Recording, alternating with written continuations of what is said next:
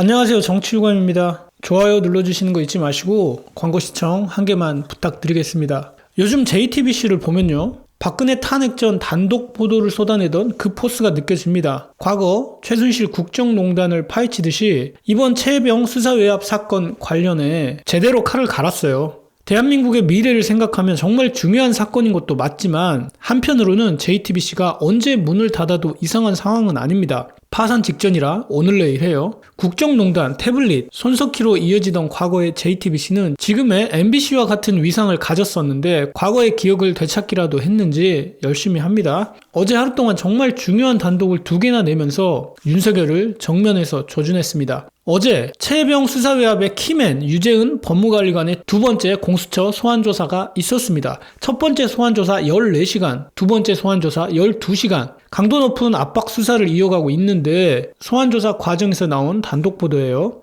전체적인 그림을 보자면 박정훈 대령은 수사 과정에서 외압을 느꼈고 그 외압이 결과적으로 실행되었고 박정훈 대령은 항명, 명예훼손죄로 재판을 받고 있다는 것입니다. 문제는 외압이라는 유무형의 압박이 결과적으로 이루어졌는데 핵심 피의자 모두 하나같이 본인들은 명령권자 혹은 지시권자는 아니라며 발뺌을 하고 있다는 겁니다. 유재은 관리관은 이번 최혜병 수사 외압 과정에서 가장 많은 사람과 연락을 주고받으며 사실상 현장 조율자 같은 역할을 했습니다. 특히 최근 윤석열의 최측근 이시원 대통령실 공직기강 비서관과의 사건 보고서 회수 당일 이루어진 통화에서 어떤 대화했는지가 핵심이었을 겁니다. 왜냐하면 앞서 설명해 드렸다시피 결과는 있지만 하나같이 이 결과가 발생하게 된 원인 제공자들은 하나같이 발뺌하는 상황이기 때문에 그 사람을 특정해 내야 하기 때문입니다. 근데 누가 정치검찰, 법꾸라지들 아니랄까봐 이미 빠져나갈 그림을 짜 놓은 것으로 보이네요. 유재은 법무관리관, 이 사람 지난해 국정감사 과정에서 저를 특히나 혈압 오르게 했던 인물인데 여전히 입이 열 때마다 열받게 하고 있습니다. 다만 인간이라는 것이 말을 하면 할수록 실수할 확률이 높아지고 반드시 언젠가는 실수하게 됩니다. 제가 여러 번 말씀드렸지만 인간의 두뇌는 거짓말을 기억하는 능력이 없어요. 오직 사이코패스의 두뇌만 이게 가능합니다. 결론부터 말씀드리면 유재은 관리관은 앞뒤가 맞지 않는 진술을 하고 있습니다. 이런 발언들은 나중에 자기 발목을 잡기 마련이죠. 이미 유재은 관리관은 국정감사 위증 여부가 논란이 되고 있습니다. 과거 유재은 관리관은 국회에 나와 국방부 수뇌부는 개입하지 않았다고 자신있게 얘기하면서 사건 회수는 군검찰이 알아서 한 일이라고 했는데 얼마 전 국방부가 최혜병 사건을 경찰이 수사하지 못하도록 되찾아올 때 직접 경찰에 전화를 걸어 협의를 한 사람이 다름 아닌 국방부 장관 직속 유재은 법무관리관이었다는 경찰 고위 간부의 증언이 이미 있었습니다. 민주당은 최대한 빨리 고발하시기를 바라고요. 유재은 관리관과 이시원이 통화한 날은 공교롭게도 경찰로 넘어간 최혜병 사망사건 기록을 군 검찰이 다시 가져온 문제의 그날인데 JTBC 보도에 따르면 유재은과 이시원이 통화한 이유가 최혜병 사건이 아닌 군사법 정책이나 제도와 관련해서였다는 취지로 진술을 했다는 거예요. 일단 2021년 개정된 군사법원법에 따르면 군 사망사고가 발생하면 지체 없이 민간 수사기관에 사건을 넘겨야 하는데 이 군사법원법을 개정할 때 실무자로 참여한 사람이 바로 유재은 관리관입니다. 유재은이 얘기하는 군사법 정책이나 제도가 정확히 무엇을 의미하는지 모호하긴 하지만 최혜병 사건 얘기한 것은 부정할 수 없는 사실이니 그게 외압이 아니라 법 관련해서 조언받았다. 검찰이 가장 잘하는 프레임 전환을 시도하는 것처럼 보이고 현재로서는 이렇게 밀고 나갈 것으로 보입니다. 그러니까 결국에 유재은 본인이 개정에 참여한 군사법원법의 취지를 어겨가면서 굳이 사건을 회수한 날에 굳이 공직기강 비서관과 군사법 정책 얘기를 했다는 겁니다. 아니 뭐 둘이 통화를 해서 법 관련한 대화했다 쳐요. 이시원이 검사, 변호사 출신이니까. 근데 이뿐만 아니라 이시원 밑에 있는 공직기강 비서관 행정관이 국수본에 전화해서 유재은이 경찰에 전화할 것이라고 미리 알려주고 국수본 간부는 이것을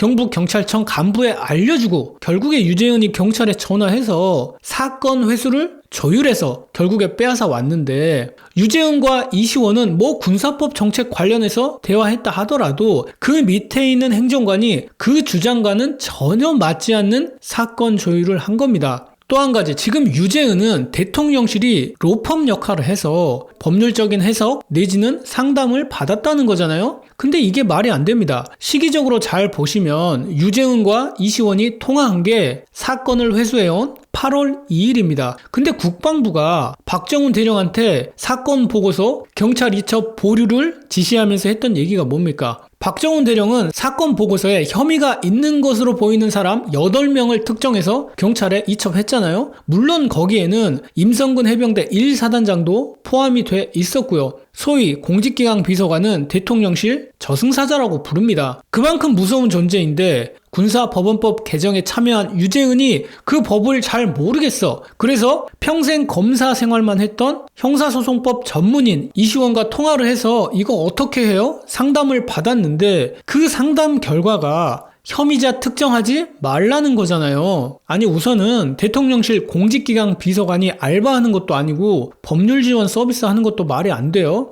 그러니까 유재은과 이시원이 통화하고 나서 군 검찰이 경찰에서 사건을 회수해 옵니다. 그리고 이 사건을 어디로 넘기느냐? 국방부 조사본부로 넘겨서 재검토시킨 다음에 다시 경찰에 넘깁니다. 어이구야, 국방부 조사본부 결과가 어떻게 나와요? 원래 혐의자 8명을 2명으로 줄여서 냅니다. 여러분, 이게 국방부 조사본부가 경북경찰청에 최해병 사건 재검토 결과를 이첩하면서 작성한 공문입니다. 여기에 적혀 있잖아요. 사망의 원인이 되는 범죄의 혐의 등이 확인됐다. 사건 기록 일체를 통보하니 적법 처리 후 수사 결과를 통보 바란다. 그러니까 이게 유재은과 이시원이 군사법 정책 관련해서 법률 상담을 받았다는 핑계가 말이 안 된다는 겁니다. 박정훈 대령 천하의 죄인으로 만들어서 재판받게 만든 이유가 뭐예요? 혐의자, 혐의 내용을 특정하지 않고 이첩하는 게 군사법원법 취지에 맞다. 이 논리를 박정훈 대령한테 들이밀면서 사건 이첩하지 말라고 해놓고 자기들이 경찰에 넘길 때는 박정훈 대령한테 적용했던 군사법원법과 배치되는 해석을 한 겁니다.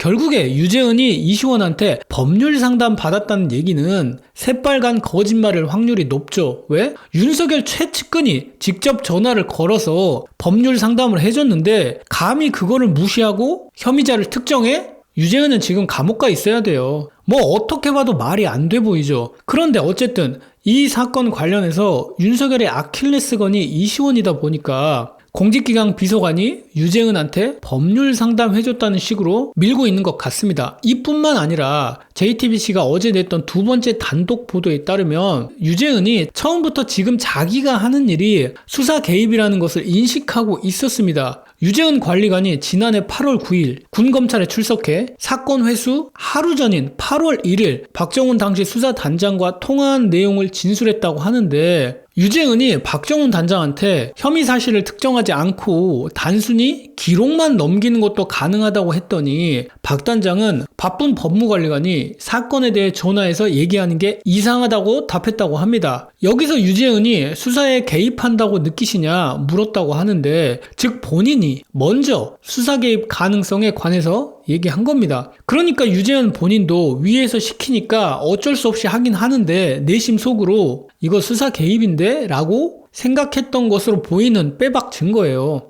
유재은과 대통령실은 아직은 한 배를 타고 있습니다. 법률 상담 받았다 이렇게 밀고 가는 거 보니까 오더를 받았겠죠. 문제는 그 배가 난파선이라는 거고, 시기가 문제지 반드시 난파선에서 내리는 사람들이 생깁니다. 근데 우리는 그들이 내릴 때까지 기다려줄 마음이 전혀 없죠. 그래서 최해병 특검이 답이라는 겁니다. 근데 지금 김진표가 끝까지 회방을 놓고 있어요. 민주당은 내일 본회의를 열어서 최상병 특검법을 처리하겠다는 얘기를 한 달 전부터 해왔잖아요. 지금 국힘은 본회의 못 열겠다는 거거든요. 여야 간 합의된 민생법안 처리를 위해서 여는 거면 동의해 주는데 특검법 처리하면 본회의 여는 거 동의할 수 없다. 이 입장입니다. 국민들 제일 힘들게 하는 게 누군데 입으로만 민생법안이지 대가리 깨져서 피 철철 흘리면서도 아직 윤석열, 김건희 보위한다고 본회의 안 열겠다는 거 아닙니까? 말이 이상하긴 한데, 아니 이럴 때 할 일 하라고 국회의장이 있잖아요. 김진표가 국회의장 권한으로 국회 열면 됩니다. 근데 김진표가 또 여야 합의를 해오라고 했다고 합니다.